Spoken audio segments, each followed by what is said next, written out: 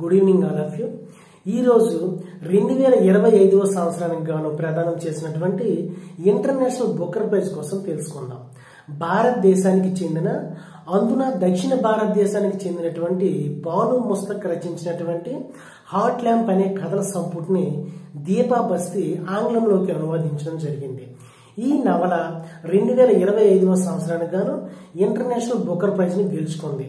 ఈ విధంగా ఒక కన్నడ నవల ఇంటర్నేషనల్ బుకర్ ప్రైజ్ ని గెలుచుకోవడం ఇదే మొదటిసారి.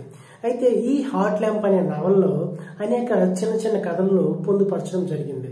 ఈ హాట్ ల్యాంప్ నవలలో దక్షిణ భారతదేశానికి చెందిన ముస్లిం పితృస్వామిక సమాజంలో స్త్రీలు ఎదుర్కొంటున్నటువంటి ఇబ్బందుల కోసము మరియు లింగ వివక్షత కోసము, అంతేకాకుండా బండియా సాహిత్య ఉద్యమం కోసం కూడా ఇందులో పొందుపరచడం జరిగింది.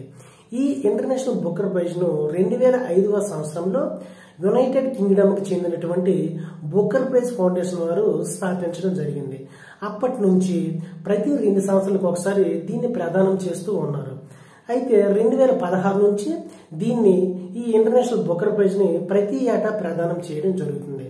ఇక్కడ మనం గుర్తించుకోవాల్సిన విషయం ఏంటంటే బుకర్ ప్రైజ్ కి ఇంటర్నేషనల్ బుకర్ ప్రైజ్ కి మధ్య ఉన్నటువంటి ప్రధాన వ్యత్యాసం ఏంటంటే బుకర్ ప్రైజ్ అనేది కేవలం ఆంగ్లంలో రచించినటువంటి నవలలకు మాత్రమే ప్రదానం చేయగా ఇంటర్నేషనల్ బుకర్ ప్రైజ్ అనేది ఆంగ్లంలోకి అనువదించినటువంటి నవలలకు ప్రదానం చేయడం జరుగుతుంది.